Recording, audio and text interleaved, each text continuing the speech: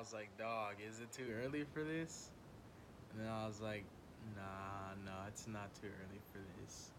You just wake up too late, sir. Everybody else has already started their day. In fact, is nearly finished with theirs, and you're just not starting yours. Horrible, horrible, horrible. My goodness. I'm such an insomniac, dude. So guess what, you guys?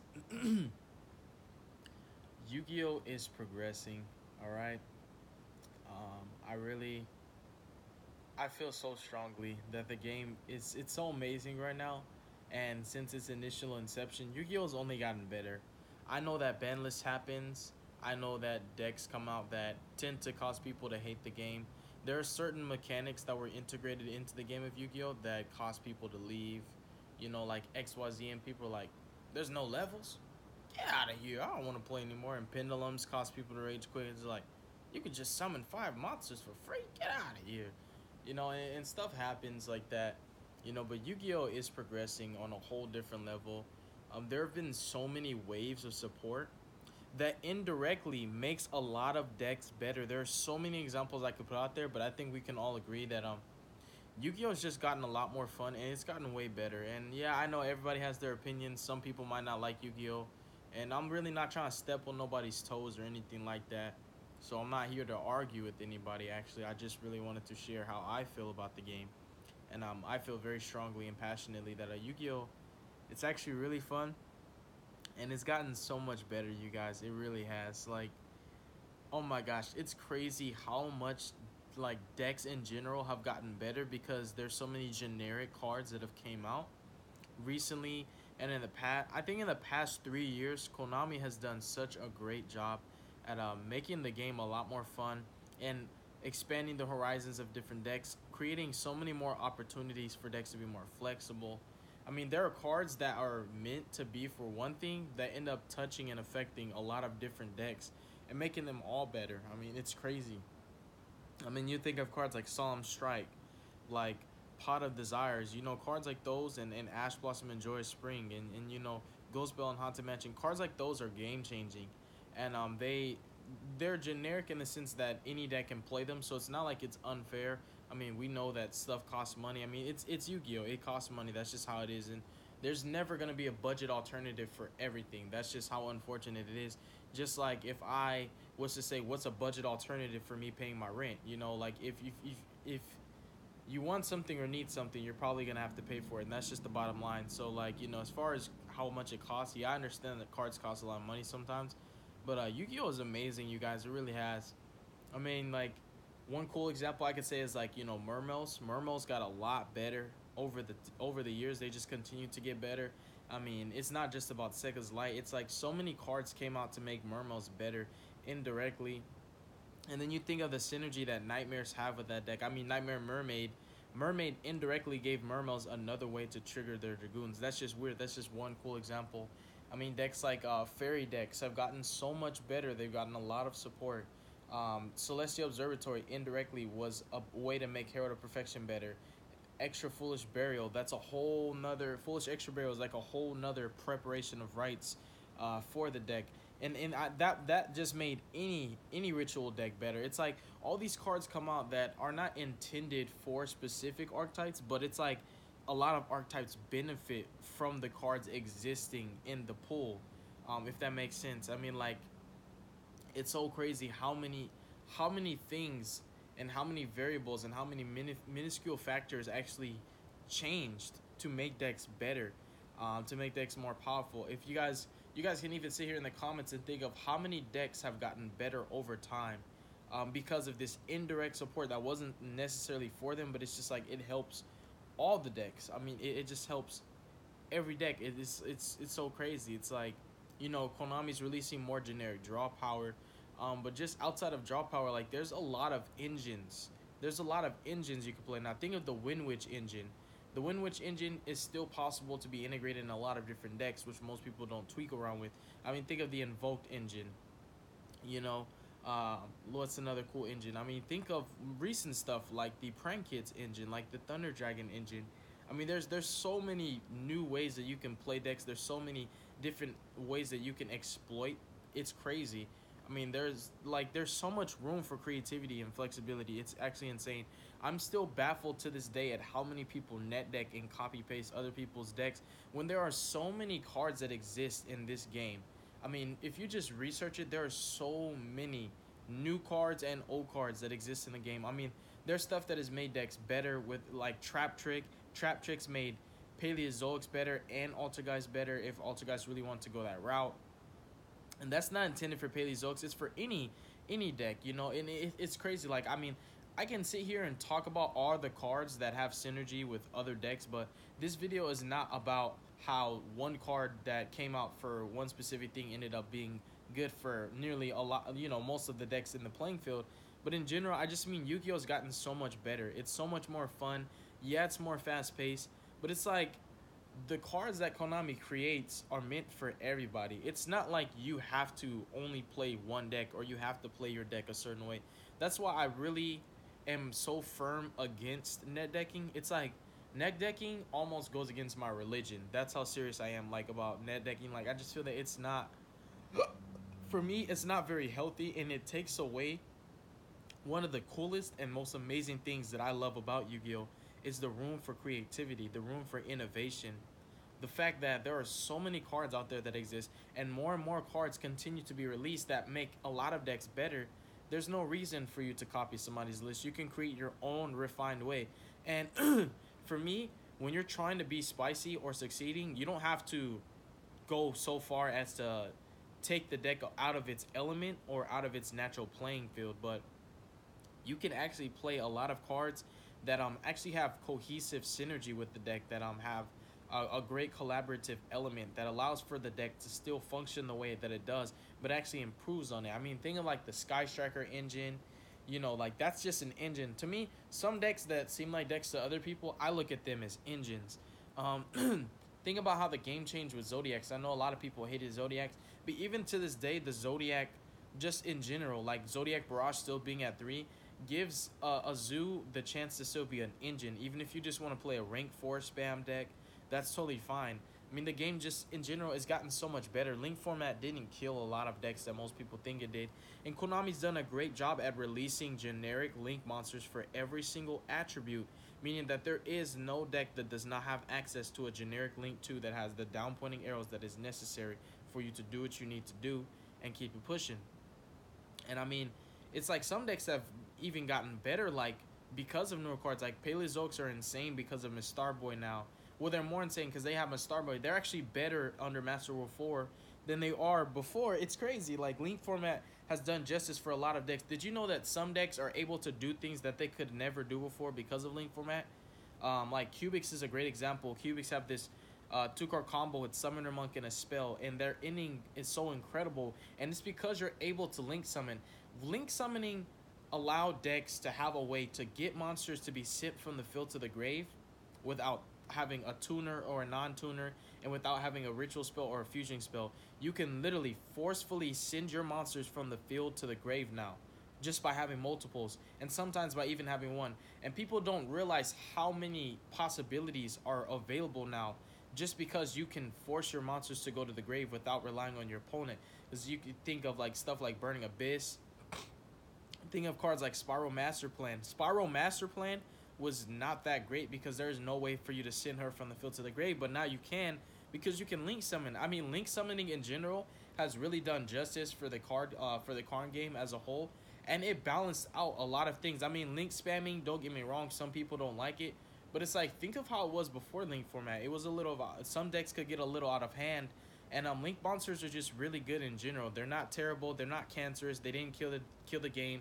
Yeah, Firewall's a great card, but it's like, who cares, bro? Like, people focus too much on the negative and forget and fail to realize how great this card game has become and how much better it's continuing to get. All these waves of support, like all these cards. I mean, think of sets like, we can start with Invasion of Vengeance, then we could go Raging Tempest, then we can go Maximum Crisis, we can think of Circuit Breakers, we can think of Code of the Duelist, you know, we could think of Flames of Destruction. I mean, so many sets, it's crazy. Circuit Breakers, you know, all these sets. And a lot of these sets, if you didn't notice, while they release archetype specific cards, they have a lot of other cards that any deck can play. And in general, there are some techs that have came out recently that make a lot of decks more playable than they ever were. Think of a card like Crossbreed.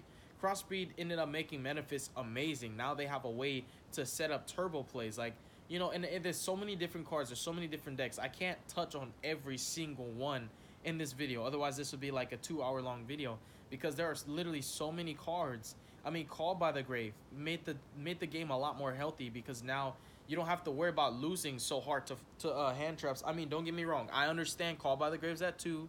We don't need to talk about things that everybody knows. But still, in general, I think that the game is really healthy. It's really balanced. I don't care about the FTK. I don't focus on the negative. I'm a very positive, and in general, I look forward to the future. I'm not worried about an FTK deck right now. FTKs are going to come up. That's just a thing.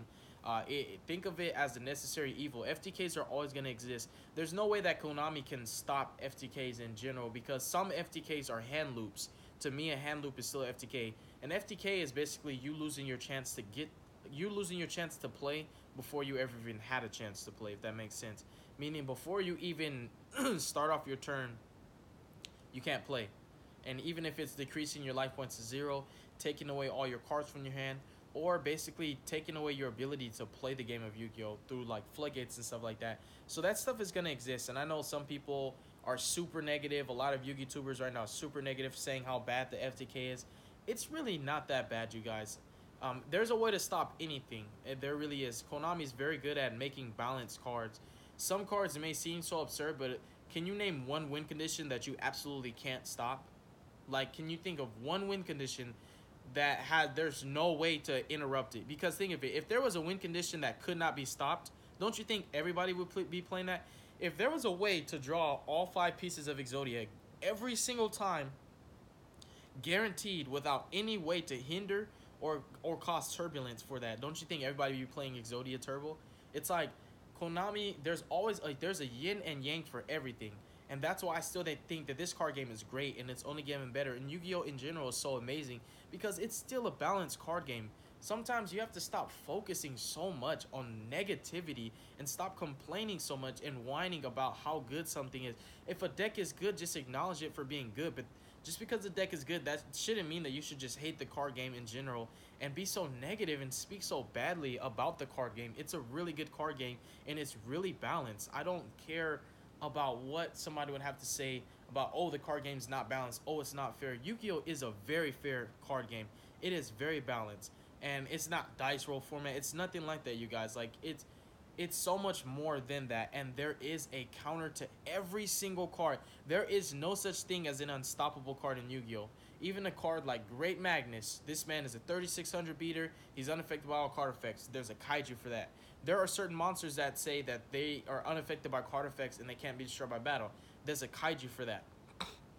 There's a way to answer out everything, you guys. And sure, there are combinations of cards. Like, for example, let's say you had Vanity's Fiend plus a Great Magnus. You can't special summon, so now you can't kaiju. Of course, there are ways to still set it up to where it's harder to deal with.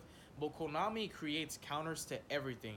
There is no card that absolutely has no counter to it. And there is no deck that has no counter strategy to it. And that's just how it is.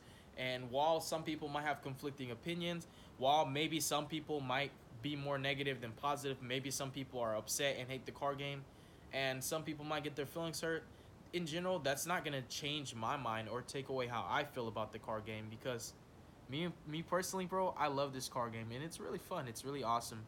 And yeah, like I said, it's only getting better. It continues to get better. And I love that Link format also gave a lot of decks that did not have a chance to shine in general. You think of some decks that were never really considered to be so good, but then they got this specific Link monster, and the Link monster itself did the deck justice. And what I love about Link format is it gives decks a chance. It gives every single deck a chance to have an ace monster.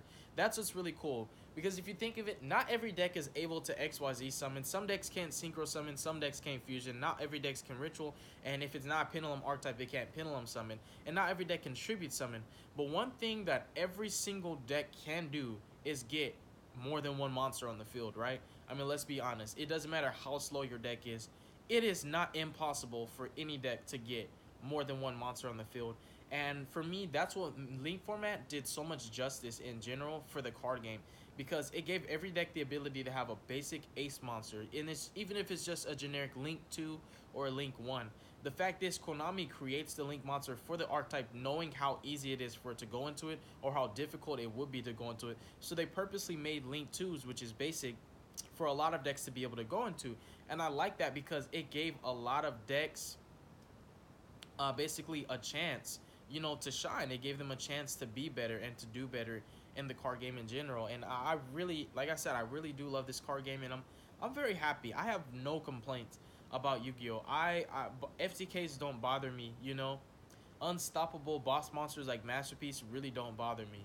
The only thing that bothers me is when one of my favorite cards gets banned, but that's just a part of the game. You have to just you take your losses, and normally there's always a positive out of it. And for me, whenever I lost a card on the ban list, another card that I really cared about came off the ban list. And I really like that. Like I said, there's balance, there's yin and yang in this game, and like I said, if you don't take anything out of this video, just take this. Yu-Gi-Oh is getting a lot better. It's progressing, and it's headed towards a good direction. It's very positive. It's a very healthy game. And stop being so negative, you guys, for real. I'm not calling you negative, and I'm not saying anybody watching this video is negative. But in general, what I've been seeing, especially on social media, is a lot of negative opinions. Everybody's talking about Firewall. Like, they just can't stop talking about the card. My goodness gracious. Firewall is a generic card. Anybody can play it. Like, chill. Yu-Gi-Oh is an amazing card game, and you can't let your hatred for one specific deck or one specific card take away the love and passion that I feel that all of us have for this card game. Some people just love to win, and I understand that. I love to win too, but you know what I love more than winning? I love having fun, and I love playing the decks that I love to play. Winning is going to happen either way. If you focus too much on winning, you're going to take away the greatest thing that comes out of Yu-Gi-Oh!, which is the fun that you get to have playing the card game that you love, that you watched when you were a little kid. And also the joy of out of all the creativity that is available with this card game. If you just do your research, if you're ever trying to make a deck better, like for me, how I got my Heralds to be where they are, do you know that I looked up Light Fairy? That's what I searched in the Yu-Gi-Oh card database. I literally searched Light Fairy. I discovered every Light Fairy monster that exists from start to finish, from then until now. And I do research like that so I can figure out how I can make my decks better. And then I'll do research like generic support for fairy decks. And then I'll look at all these texts and I'll be like, I've never seen that before. I've never even seen anybody use that. And then I'll be like, yes, that's my spice right there. And it just, stuff like that makes the game just more enjoyable. And my love for it never dies down. It's a great card game. It really is. And I really hope at least one person can agree with me. I mean, goodness gracious, it's not that bad, you guys. It really isn't. So I really hope that at the end of it, that you guys can just be a little bit more positive about the card game. Focus on what Konami's trying to do. Pay attention to what they're doing, because they don't hate you. They don't want to make you sad. They know what they're doing. And yeah, while they're business oriented and they care about their money in general, they still do care about their customers, because you have to think of it, we're the way that they pay their bills and feed their families. And if we're not happy, then obviously they cannot sell their product. So they do a really good job with showing love to some of the decks that deserve the love, and also with creating balanced archetypes. I mean, there are some archetypes that are incredible in some decks, like, full power spirals and spiral format, that are really good. But you have to think of it like nothing's unbeatable in this card game, and there is an out to everything. There is an out to everything. And I really hope that at the end of this, just after watching this video, that instead of trying to comment on a hard counter to what I said, or trying to comment saying, trying to argue with me or tell me, no, you can't, or no, this is wrong, or no, the game is unhealthy, or no, there is an unstoppable card, instead of trying to argue and go back and forth, how about let's just come together and agree on one thing? Yu-Gi-Oh is an amazing card game, and it's only getting better, all right? And it really is, and I love this card game, and I hope you guys can agree with me. At least, if there's anything we can agree on, can it just be this one thing? Yu-Gi-Oh is an amazing card game, and it is healthy, it is balanced, it's great, and it's only going to get better. And there are so many decks out there, there are so many cards out there, there's literally no reason why you should ever feel that your deck is not good enough or you can't find a deck for you. There is a deck that's probably for every single personality, down to the deepest and darkest and craziest personalities that exist. there's a deck that will match your personality, and I really like that too. So yeah, that's pretty much it for this video, you guys. I really hope that you enjoyed it. In general, I really just want to express my love for the card game. Hope you guys actually take the time to watch this whole video. God bless you guys. Make good choices. Don't hurt your brain cells. Stay tuned for future content. Don't do drugs, and don't join the gang. Peace out, you guys.